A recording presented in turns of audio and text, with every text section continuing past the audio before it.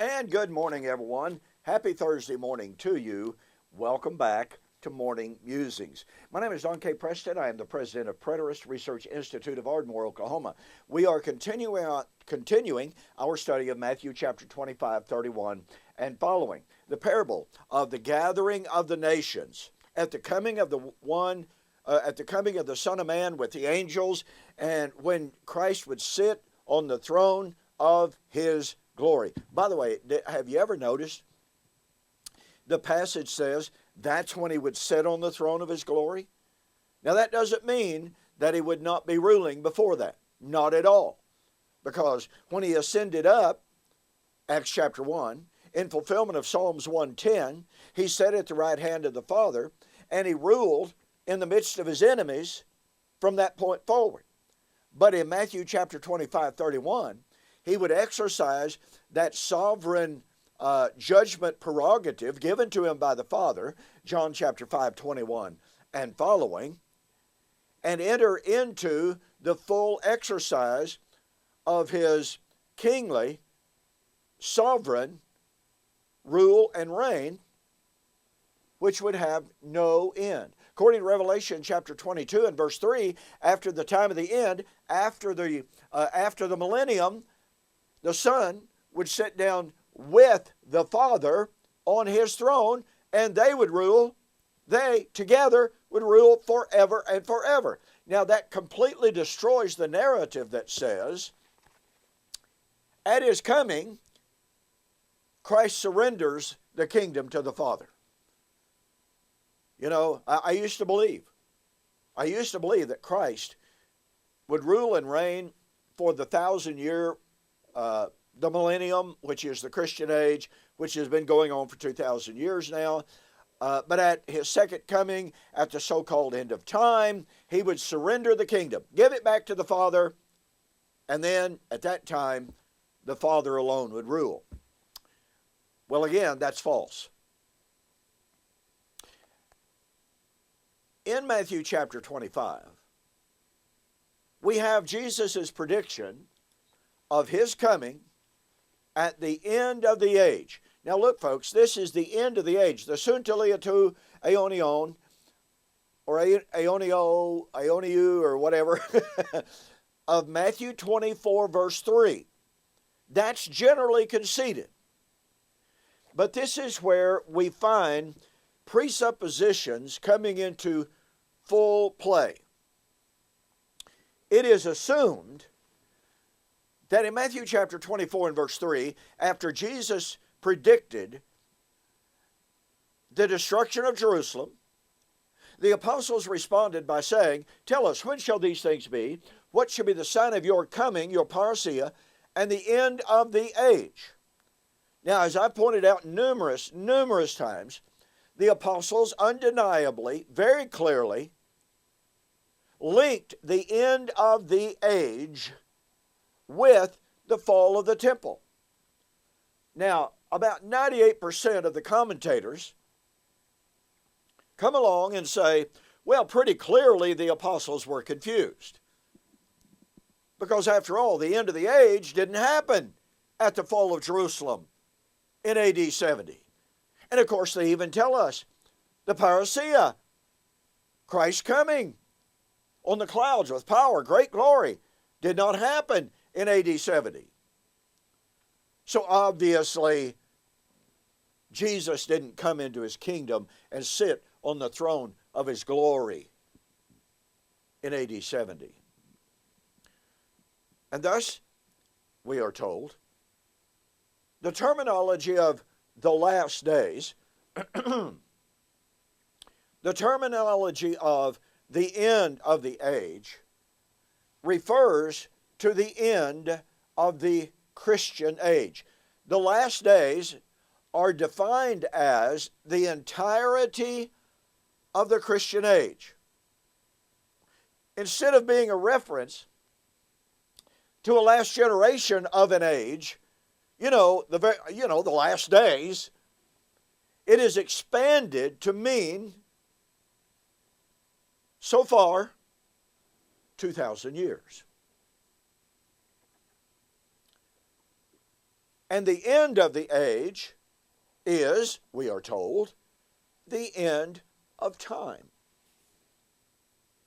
When Jesus no longer rules, no longer reigns, because he has surrendered, according to the standard view, handed the kingdom over to the Father, as in surrendering his rule and reign. Well, there are many presuppositions at work here. Number one is the presupposition that there's going to be an end of time. Now look, I understand the belief. Believe you me, I taught it for years. And then I came to understand the use of metaphoric Hebraic apocalyptic language. Now that's a mouthful, I understand. And if you're not familiar with Hebraic apocalyptic language, then please get a copy of my book, The Elements Shall Melt with Fervent Heat. You will find that extremely, extremely helpful, in which I document the Hebrews as found in the Tanakh, the Old Covenant, the Old Testament. The Hebrews used the language of the destruction of heaven and earth to describe any kind of an event within history. That was a history-changing, life-changing event. And I won't go into that at this time. I've covered it. So go back and review some of those videos. But let's examine this concept that Matthew chapter 25, 31 and following is at the end of the last days. I agree with that, by the way. But it refers to the end of the age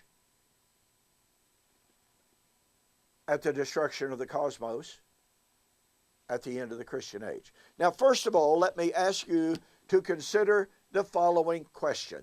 Remember now, it is generally assumed without offering any proof whatsoever, that the apostles were confused when they conflated Jesus' prediction of the destruction of Jerusalem and the end of the age. So first of all, and I may have to continue this next week because time is getting away with me. Consider first of all, remember what I shared with you yesterday, Matthew chapter 13, and the parable of the coming of the Son of Man with the angels at the time of the harvest in fulfillment of Daniel chapter 12. Well, as I showed you yesterday, ladies and gentlemen, that means that the end of the age came in AD 70. So my question to you is, why is that not the end of the age the apostles were asking about in Matthew chapter 24 and verse 3 when they just heard about the destruction of the temple, you know, the time of the destruction of the power of the holy people? Why is that not the end of the age of Daniel chapter 12, which is not the end of time? It was the time of the end of God's old covenant relationship with Israel. And consider this further. Why does that not agree absolutely, perfectly with the following? What age did that temple at Jerusalem represent? Well, I answer that question and a whole lot more in my book, Watching for the Parousia, where Jesus' apostles confused. But because you see, when we approach Matthew chapter 24, verse 3, with the assumption that the end of the age is the end of time, with the end of Christ's rule and reign, we are making a false assumption that demands that the apostles were wrong, confused, and ignorant. That's what's necessary. But here's the problem. In Matthew chapter 13, after Jesus tells the parable about the end of the age, remember, the same end of the age that the apostles linked with the fall of Jerusalem in AD 70. Same identical term. So Jesus tells the parable and tells them it would be fulfilled when Daniel chapter 12, verse 3 would be fulfilled. But you see, Daniel chapter 12 would be fulfilled when the power of the holy people is completely shattered. Okay. So Jesus then tells two more parables about the end of the age, suntelia to aioniou. He then turns to his apostles. Matthew chapter 13, 50 and 51. Now remember, he has just explained to them that the end of the age would be in fulfillment of Daniel 12, and that Daniel 12, according to the explicit statements in the text, would be fulfilled when the power of the holy people was completely shattered. So the parable of the end of the age would be in fulfilled when Daniel 12 would be fulfilled. Daniel 12 would be fulfilled when the power of the holy people was completely shattered. Jesus turns to his apostles and he says, "Do you understand?" And as I point out in my book, Watching for the Parousia, or Jesus' Apostles Confused, it stuns me to read what the commentators have to say. Number one, they completely ignore, they just pass right over what the apostles said in response, or they do what Kenneth Gentry does, and I go over it and I respond to it and I refute it in this book. Kenneth Gentry says, well, yes, the apostles thought they understood, but they really didn't. Say what? What proof does Gentry have for that? Well, he tells us, look at all the other times in Jesus' ministry in which the apostles did not understand. Well, it's true. They didn't understand what Jesus meant when he said the Son of Man will go up to Jerusalem, there be betrayed, crucified, buried, and raised the third day. Yeah, we know they were confused. They were confused when Jesus said, beware the leaven of the Pharisees, John chapter 6. But how do we know? How do we know that in all of the instances in which we know the apostles were confused? How do we know they were confused? How do we know they were ignorant? How do we know they were wrong?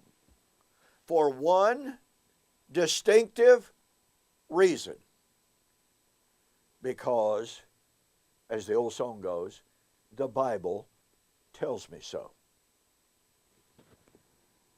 In other words, there is clear, explicit, undeniable, even graphic at times, language in which Jesus corrected their misunderstanding, corrected their ignorance, corrected their misunderstanding. Whatever word you want to use, Jesus corrected them. The author recording the story says they didn't understand.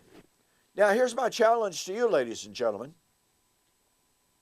Where in Matthew chapter 13, when Jesus asked the apostles if they understood his parable, the parable that posited the fulfillment of the end of the age in fulfillment of Daniel, who put the end of the age at the time of the destruction of the power of the holy people, and when Jesus asked them, do you understand, where do we find a statement from Matthew written in retrospect saying, well, they thought they understood. We thought we understood, but we really didn't.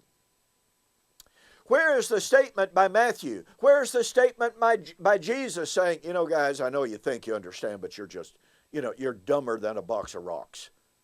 You don't get it now, but you will later.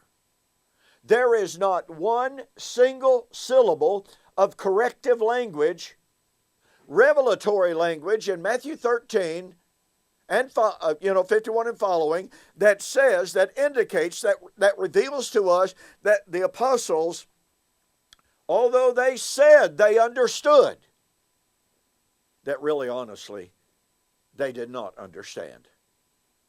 You have to excuse me, ladies and gentlemen, but when someone allows their presuppositions to so overrule the text of Matthew 13, 50 and 51, to such a point that they're willing to say, I know they said they understood, but they really didn't. I'm sorry, ladies and gentlemen, that is arrogance. Fueled by, based upon, presuppositional theology that is destroyed by the explicit statements of the text. Okay, out of time for today. Don't forget, get a copy of my book, Watching for the Parousia, where Jesus' apostles confused. Also, The Last Days Identified. And don't forget, for the rest of this month, January 2022, U.S. orders only, if you go to my website, donkpreston.com, BibleProphecy.com, and you order $25 or more of material, doesn't matter what it is, you get a 15% discount plus free shipping. Hey, get a copy of these two books. You will be glad you did. It will completely, totally dispel and refute the idea that Jesus' apostles were confused in Matthew chapter 24. Okay, out of time. Don't forget, tomorrow, video number 3 in our series, Why N.T. Wright is Wrong. You don't want to miss it. I'll see you on the flip side.